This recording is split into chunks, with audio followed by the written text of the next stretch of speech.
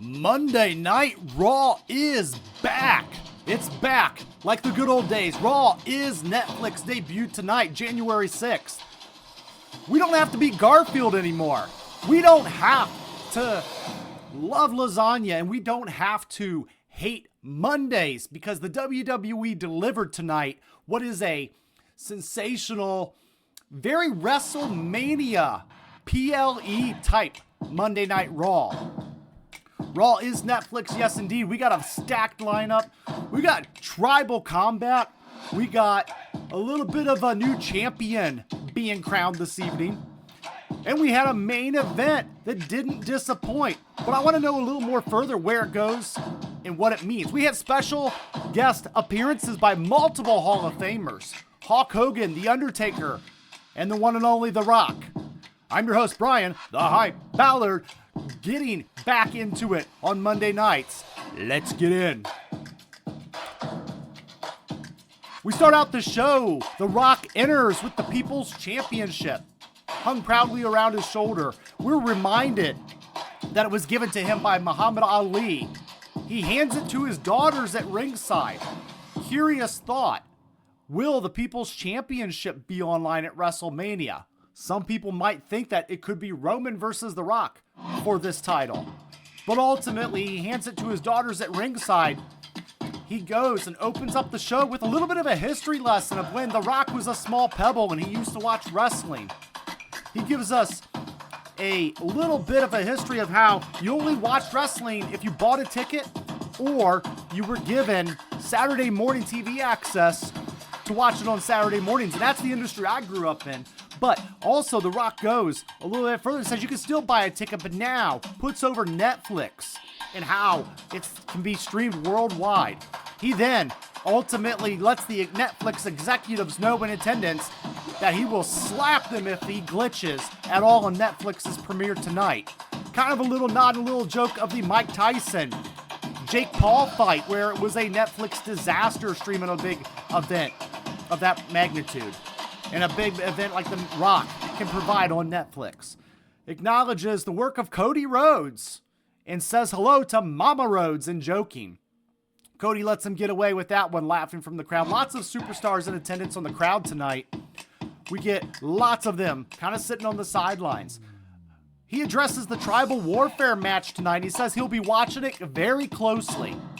Well, you know, with The Rock's TV schedule and his busy lifestyle, you know that match has just got to be the opening matchup if they're going to open with The Rock.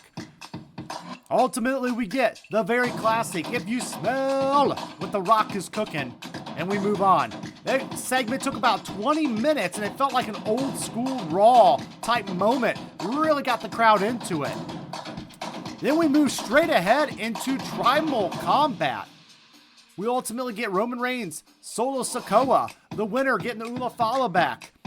They circle around, they collar and elbow, they get a hard right outside of the ring. Remember, anything goes. It's basically a brawl for it all matchup. Well, maybe not brawl for it all, but at least a street fight. We do get back up, locked on the floor, struggling back and forth. Sikoa rams Roman's head into the post, bouncing head rams off the announcer's desk.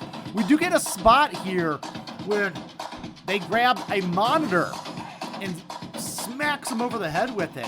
But it's a tablet nowadays. It's not an old school big TV monitor, so I think it lost some of its luster over the years, basically getting smacked in the face with a tablet. But I digress. Ultimately, we do get some more back outside action. We then get back into the ring. We go to commercial. We come back. We get Solo Sikoa smacking Reigns with a steel chair and then putting it around his neck. And then he's looking to ultimately hit him in the corner with the Rikishi butt bump. Then we do get Roman, who does sidestep it, fights back Solo with a low blow, spinning Solo into a chair. Reigns kicks out. Solo goes to the floor, wonders what to do. Roman cuts him off with a drop kick. Ultimately, we do get a power bomb through the table, but Tama Tonga pulls the referee Chad Patton out just as he was going to go the one, the two, the third. No way. Tama Tonga interferes, and then we get the Samoan werewolf Jacob Fatu interfering. Remember, it's combat rules. Bloodline can interfere as much as they want. He hits Roman, follows up with a moonsault. Solo Sikoa hits the Samoan spike, very Umaga-like. But Roman Reigns kicks out of that because he is the OTC. Sikoa hits Patton with a Samoan spike and kicks out of the ring. Fatu and Tama Tonga then hold Roman up. But Sami Zayn comes for the save. And I was wondering who was going to come help Roman. And ultimately, Jimmy Uso making the save along with Sami Zayn. They get rid of Jacob Fatu and Tama Tonga. And we get a super kick to Solo. A haluva kick from Sami for good measure. And then Solo into Roman's path, but there's no referee. This would have been well and over. Referee Sean Bennett runs down to the ring. Too late, but Tama Tonga returns. And they take Sami out. But Roman is lined up. And then Kevin Owens, the guy that can hold the world's longest grudge, makes an interference and hits a stunner on Roman Reigns. But Reigns kicks out. He wants that Ula follow back. Ultimately, we do get KO, mountain punches, underhooks. Cody Rhodes playing the good guy role. Doing the good guy thing. Doing the right thing. Cody good guy coming to the ring and making the save. Fending off Owens. Hits the Cody cutter in dress shoes, mind you, and not boots, in dress shoes. And Solo goes for the Samoan spike. Reigns ducks. Boom! Hits the spear. The 1, the 2, the 3. Paul Heyman is safe. Paul Heyman has his OTC, his original tribal chief. And he is now the head of the table once again. But who is sitting at it? Who is going to be with Roman as the tribal chief once again? Paul Heyman brings him the Ulafala. It's very monumentous. It's a very taking back the throne type moment. And then comes The Rock, Dwayne Johnson, makes his way down the aisle. And this is where the final boss is going to get dirty. But it doesn't. He actually picks up his cousin Roman, looks at him, hugs him. They shake hands. The Rock gives him a kiss. I think there's an exchange of love. And ultimately, The Rock is kind of the good guy in this situation, having the Ulafala. They did do something interesting tonight, making it very known that The Rock is a little higher on the table. They made it very known that The Rock has a higher ranking than Tribal Chief. Stay tuned on that as we may get that to come to fruition in future Monday Night Raws. Okay, we get a lot of commercial break. Then we get John Cena keeping the momentum going in the first hour. We're just out of the first hour, and all I got to say is, wow, what a way to start off Raw on Netflix with a high-caliber PLE. I felt like it was a Mania-type hour. John Cena makes his entrance just to keep the magic going, and he gets on the mic, says everybody talks about it, but you can't understand it until you're right in the middle of it. He says LA shows up and knows that this is the first time Raw has actually been simulcasting throughout the world. Puts over Netflix again. You play a drinking game, you take a shot whenever they use the word Netflix. We'll see how Monday night goes next week. But we do get where he says he's learning the smart way. The chants, the thank yous, the electricity. He thanks Netflix, does the good guy thing, the previous Cody Rhodes thing. He talks about his last time in the ring. He talks about how he gets to wear his jorts. He starts out in Southern California as Prototype. Goes through and talks and reminisces a little bit. And then he talks about who is going to fight him and who will be his last match in December. He names some of the things we've all talked about. Names Drew McIntyre, medium reaction. CM Punk, little reaction. Logan Paul, big reaction for booing. Nobody wants Logan Paul. Gunther, that's interesting. Becoming world champion again. That's very interesting. And he mentions Cody Rhodes winning he can win his 17th world title. He's got to be honest though. This isn't his time. It's their time now. And it's been 2,446 days, but nobody's counting since he won a match. He's at peace with that and what he's doing. And his time now is just to have fun. But then he says, wait a minute. He says he can't see it happening. But then he talks himself into it, saying John Cena never gives up. John Cena could ultimately continue to try to win an Oscar, or he could try to go for something bigger and become the 17-time world heavyweight champion. He talks about Money in the Bank. He talks about the Elimination Chamber. He talks about the Royal Rumble and decides he's going to enter the Royal Rumble to win the lottery ticket that will get him to WrestleMania in a World Championship match. Very solid segment here with John Cena. We now know that the Royal Rumble is in play. Plays into the internet, plays into the rumors. But John, nobody deserves a 17th world champion outside of John Cena. I want to make sure everybody's aware of that. These sacrifices this man has made in his WWE career. But who are some other opponents that could be? We did mention of Jake Paul. Didn't get a strong reaction from the crowd. He was advertised to be on Raw and Netflix tonight, but was just kind of around. Didn't get involved in a match of any sorts. But we didn't get into our next matchup, which was a championship final showdown with Liv Morgan, the champion, and Rhea Ripley, the women's world champion. Ultimately, we are looking for that women's world championship to go back to Rhea Ripley and get her final payback. They trade punches right out of the gate. This is a grudge match. Ripley hits her knee, hits a choke bomb. Morgan to the floor. Rhea with a cannonball to smack Raquel Rodriguez and knock her out of it. Dominique is at ringside, runs interference, but Liv knocks her to the floor. Diving Frankenstein countered powerbomb into the announce table, sends us to a commercial break. We come back, we do get a little diving X Factor. X-Pac was in the house tonight in the crowd shown. A nice little nod to him. But ultimately, we do get a double pump handle slam, suplex connected. We get a little back and forth, faster and faster. And then we get Liv with the three amigos up top. A frog splash, almost Eddie Guerrero-like. So close, 1 and a 2. Looking for Oblivion again. Rhea smacks her out of the ropes. Riptide connects. She grabs her. Rhea Ripley, 1, 2, 3. Becomes the Women World Champion once again, defeating Liv Morgan on Monday Night Raw. Very fun matchup. Rhea can finally move on from Liv Morgan. After the match, Dominique goes to want to get a hug from Rhea. Wants to get ultimately a little bit of mommy back in his life. But we go to Dick Kick City and we were done with that. So ultimately, as Rhea is leaving, we get The Undertaker making an entrance and making a special appearance as the American Badass. Kind of interrupts her path walking back. Undertaker goes out, comes out. Him and Rhea stand a little bit together. Nice little kind of homage there, a little way to get Undertaker involved. And then we're shown Michelle McCool.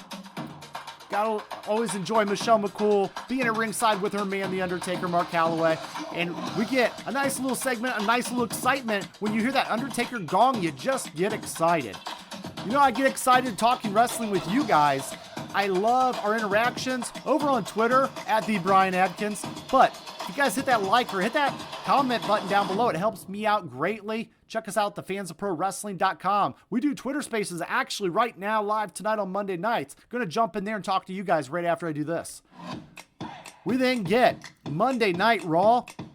Next matchup going right into it. Drew McIntyre versus main event Jey Uso. Gets a nice entrance, and then they get into a scuffle right away, throws him into the ring.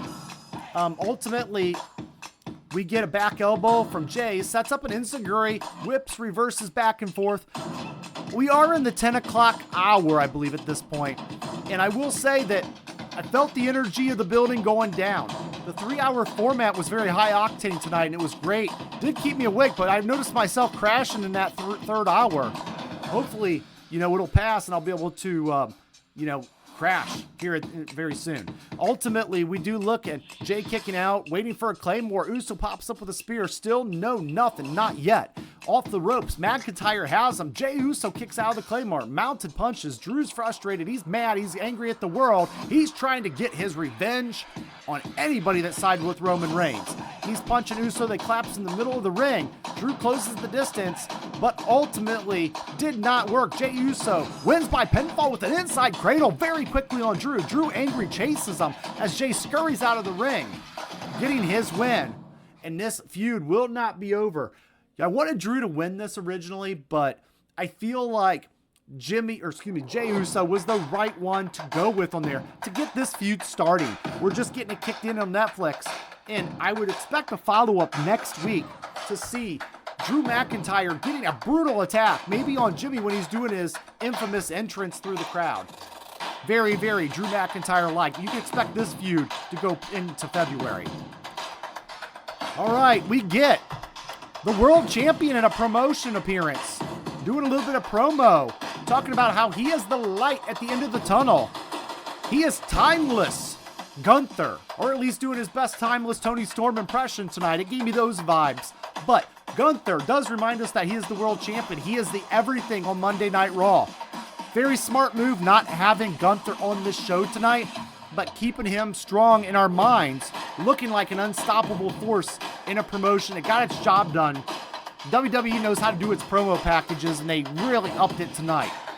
But something that they upped that didn't quite work out the way they wanted was another guest appearance by none other than the infamous Hulk Hogan, the original that started it all. He's promoting his Real American Beer as he comes out with Jimmy Hart waving the flag as his manager. Hulk Hogan is trying to cut a promo on his beer, trying to talk about how he's done all this, how he's had great partners, and the beer is a great partner. He's had Macho Man Randy Savage. The crowd is booing like crazy.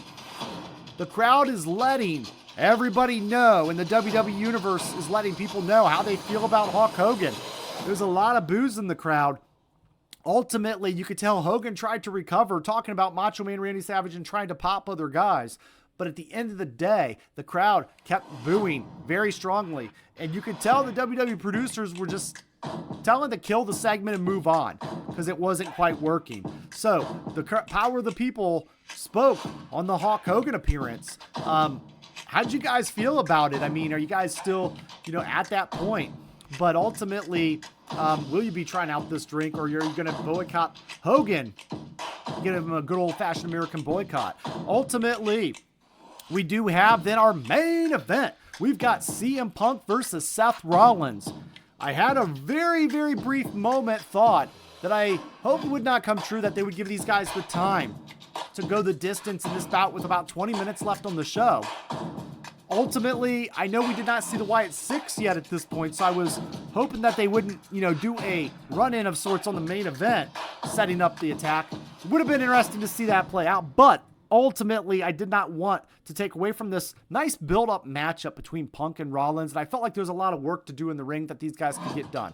Punk ultimately showed up, did a good job tonight, so did Seth Rollins. We did get some, ultimately matchup back and forth. We do get an avalanche swinging neck breaker at one point, and we go to commercial break.